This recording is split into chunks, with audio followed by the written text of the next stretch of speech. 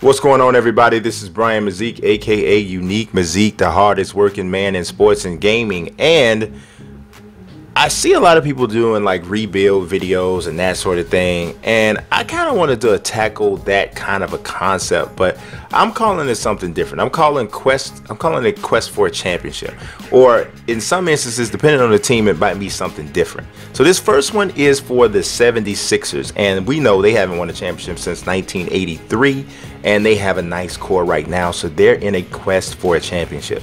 So the theme of this video was, how many seasons is it going to take me to guide the Philadelphia 76ers to an NBA title?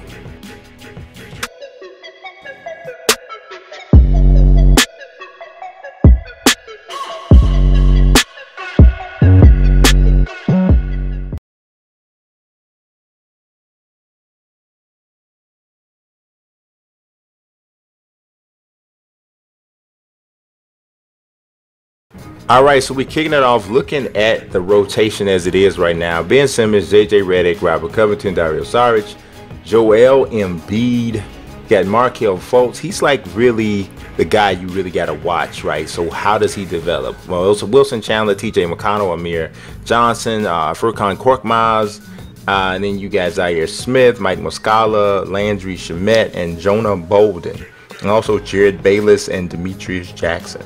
So I'm gonna put it like this: I really don't think that this team is good enough to win a championship right now, but they don't really have a lot of flexibility from a financial standpoint to, you know, chase big time free agents at the end of this off season and at the end of this season here. And also, the core is so young and so good, I'm not really thinking about, you know, doing anything with them in terms of trading anybody away. But what I am thinking about possibly doing is dealing draft picks. So that's what I'm doing right now. Maybe we can deal a draft pick and get something significant, and not too great, right? Because I know that the Sixers are not going to be drafting too low this year anyway. But I'm thinking, like, what if we can get like a guard that can really move the needle? So I'm looking at Patrick Beverley, right? Because he's a lockdown defender. He's a good three-point shooter. And I'm like, okay, maybe he can make a big enough difference. But then that's obviously going to move Ben Simmons off the point guard, which I think is something that gives the 76ers a significant advantage. And I don't really want to do that. So I'm flipping through these offers because I threw out some draft picks and try to see what I could get. Darren Collison's there. But I'm really not getting anything that moves me. So I'm like, forget it. You know what? We're not going to worry about it. Now, I hope y'all didn't think I was going to play through all these games, because this is a general manager type of a series, not a gameplay series. But speaking of gameplay, it ain't starting off too good. We start off 1-4. But here we get this offer in a trade from the Trailblazers. Quick! They want to give us CJ McCollum and Gary Trent Jr. and they want Markelle Fultz and JJ Redick. And that's it? So I'm wondering to myself, how good do they think Markelle Fultz is going to be? Because this is like, CJ McCollum is like, oh, for the 76ers right now. I mean, I know JJ Redick's a capable shooter and a decent defender, but CJ McCollum is a 24, 25 point per game kind of guy. Maybe he's not like that with Simmons and on Embiid, but maybe he is. I'm telling you, if we do this, we got a legitimate, for real big three. And I stood here and I looked at it long enough, because I'm like, they can't be serious, right? They can't be serious, but they are. They are serious. They're very serious. And I'm looking at the fact that Markelle Fultz has a 3-star rating in the trade, assessment machine. And you doggone right, I accept this offer. Run that. CJ McCollum is now a part of the 76ers. So now they messed up our starting lineup. We got to switch this back. Ben Simmons is going back to the point guard. CJ McCollum. We got Robert Covington. Embiid's in the middle. And then at the 4, we're going to start Dario Saric. You looked around a little bit, but Saric is here. That's what this starting lineup right here is interesting. It's interesting to me. I'm feeling really good. Now all of a sudden, I'm feeling like I think a championship is possible. Am I crazy? Am I crazy to think that this team would have a chance to win a championship? Maybe they're not the best defensively. Maybe. But I'm from an offensive standpoint, I know we can score with anybody, and we still have really good size across the board. I like this team. I like this team a lot, and we got to see what happens as the season starts to progress, right? All right, so they're here. Everybody seems to want Dario Saric now. I'm getting trade offers everywhere, right? But look at my record. Now, when that trade took place, we were 1-4. Okay, we ended up finishing, and they want to add, you know, now they want Robert Covington. No, bro, we good. We good. We went like 18-6 in the month, even though we started off 1-4, right? So what is that? 17-3 for the rest of the way. That's pretty nasty. At the end of the season, we did kind of stumble a little bit down at the end here. You see 4 straight losses there, 5 straight losses. Finally beat the Bulls. Of course, they beat the Bulls. And we finished a decent record. Now, MVP is Steph. The Rookie of the Year was Luka Doncic. Sixth man was Tyreke Evans. Defensive Player of the Year was Giannis. The Most Improved Player was Buddy Hield. The Coach of the Year was Nick Nurse. And so we didn't get any of those awards, so that's fine. That's fine. That's not what we're here for. Man, the Raptors went 69-13. Are you for real? Really? That's what happened? That's what happened? That's what happened? Okay, first team. LeBron goes first team with Russell Westbrook and DeMarcus Cousins, and obviously the award winners are there. The second team, Chris Paul, Harden, Kawhi Leonard, Blake Griffin, and Andre Drummond. The third team, there we go, Joel Embiid and Ben Simmons, Paul George, Damian Lillard, and Luka Doncic was 13. All defensive first team, Oladipo, Butler, we missed some people. There, Marvin, wait a minute, oh, that's all rookie team. Doncic, Ayton, Bagley, Sexton, and Trae Young, all rookie second team. Michael Porter Jr., Bamba, Okabo, Jared Jackson Jr. I missed somebody else. And so, yeah, now we're going into the playoffs, okay? Playoffs. We're going to the playoffs, y'all. All right, what's going to happen? Our first round series, we get the number 2 seed, and we're taking on the Indiana Pacers. Let's see what happens. I'm nervous, y'all. I'm feeling kind of nervous. All right, we lost game 1, won game 2. We won game 3. We won game 4. We lost game 5. Uh-oh, we lost game 6. Don't blow. Oh, whew. We had to win game 7. We had to go to 7 games to beat the number 7 seed Indiana Pacers. But the Pacers are pretty good. They're pretty decent. But now we got to play the Boston Celtics. And Boston, I don't know how they ended up getting the 3rd seed, but something went on. They ended up getting the 3rd seed. But we won game 1, game 2. Oh, lost game 3, lost game 4. Win game 5, and we win game 6. In 6 games, baby. We go all the way to the Eastern Conference Finals. I told y'all we had a chance. I told you we had a chance. Eastern Conference Finals against the Toronto Raptors, 1 versus 2 is the way it's supposed to go. What happens right here? We lost game 1. We lost game 2. We lost game 3. We lost all of them. Doggone it! What the Raptors are? What is going on with the Raptors? Now they're in the finals against the Oklahoma City Thunder. Now Utah somehow made the finals from the 8th seed. They upset the Warriors in the first round, and they did it in 5 games. I don't know what happened, but the 2K simulation machine is smoking heavy dope right now. I mean, they're smoking it hard. They won't share it with nobody either. It's just smoking it. So the Raptors are the champions. They sweep in the finals, and they swept in the Eastern Conference Finals. So this is the rookie class that's out here. Look at RJ Beard. I downloaded this rookie class from the Operation Sports rookie class doing about, I think, Riding Down Kingsley is the guy who did it. Bo, there he is, Manute Bo's son.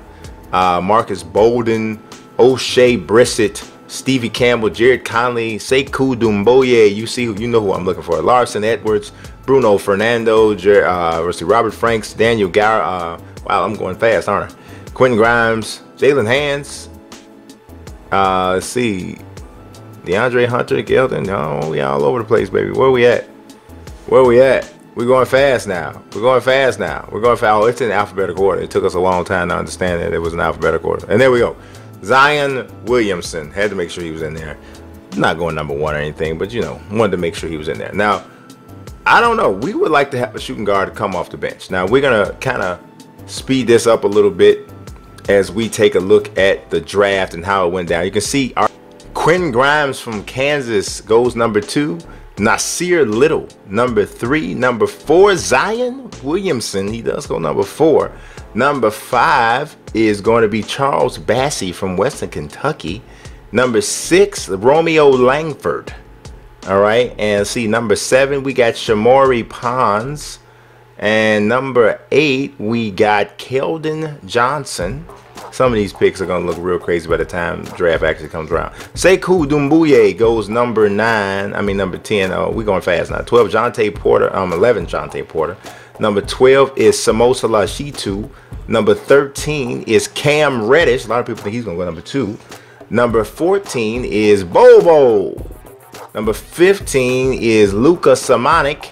Number 16 is EJ Montgomery. And number 17 is Darius Garland. Number 18 is Nickeil Alexander-Walker.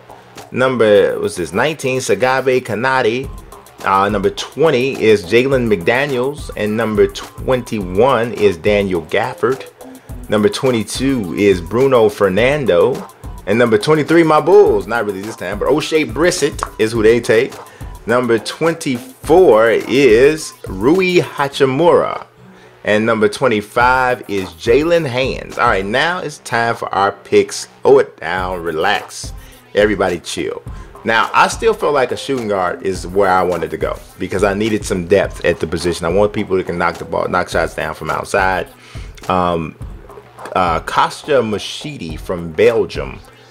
I'm gonna be honest with you guys. I don't even know. I don't think that that's a real prospect. I think I don't know what they did there, but I don't know. Maybe I'm tripping. I don't know. But he is the one that I'm looking at to feel. I mean, it's actually he is a real prospect. What am I talking about? Kostya Machidi is a real prospect.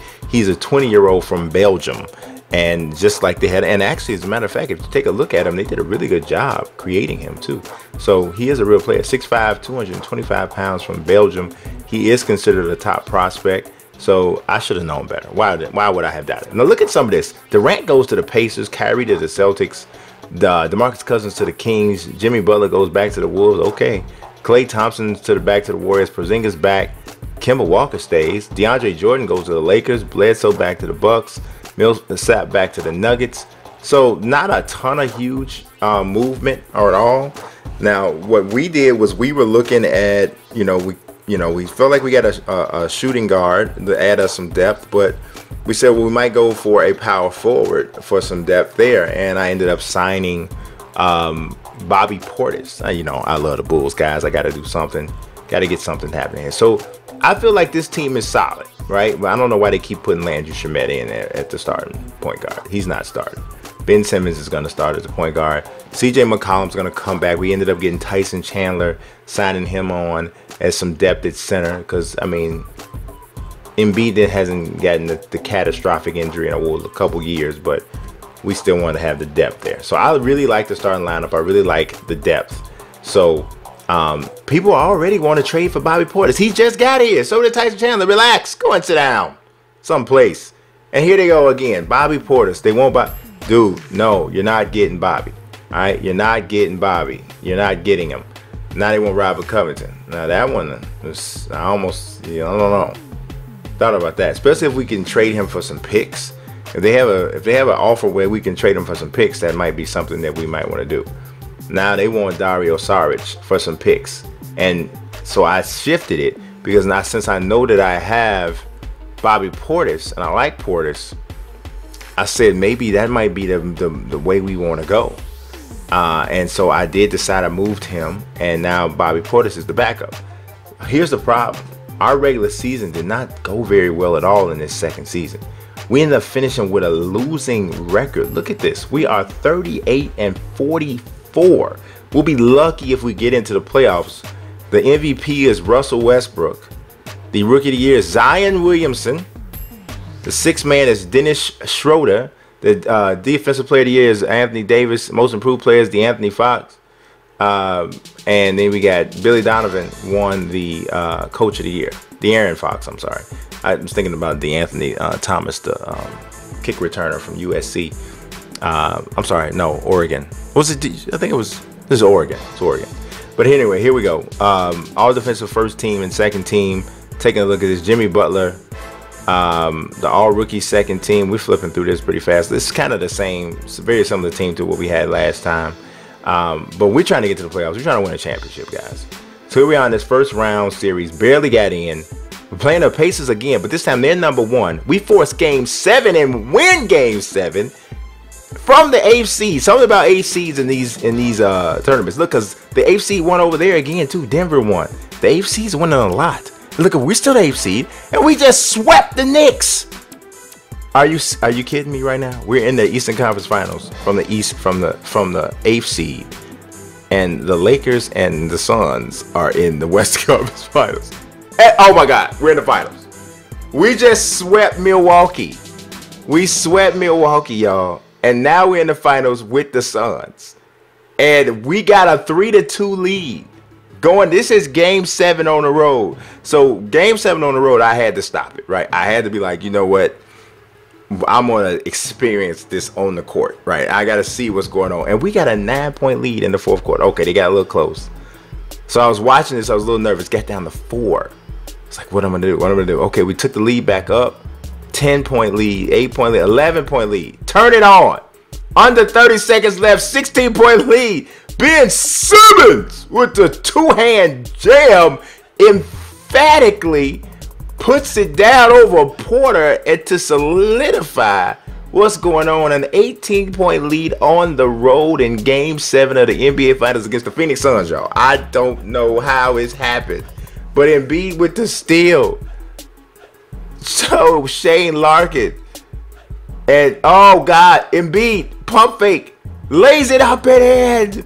The 76ers are going to be NBA champions, and they are jubilant. They are very excited, and oh yeah, they're not feeling good. Suns are not feeling good. Suns should feel great because I don't know how in the world they're in the finals already. I couldn't tell you, but I think the simulation machine might need a little bit of work. But we ended up getting, look at CJ McCollum playing who knew he'd go to Philadelphia and win a championship? Who knew? I didn't know. So it ends up taking us 2 seasons to win a championship with the 76ers. I think the best move that I pulled off was trading for CJ McCollum. I think that definitely had something to do with it. I'll take all the credit there. All right, that's all I got for you for this one, guys. I'll do another team the next episode, but as always, I appreciate you watching. God bless and peace.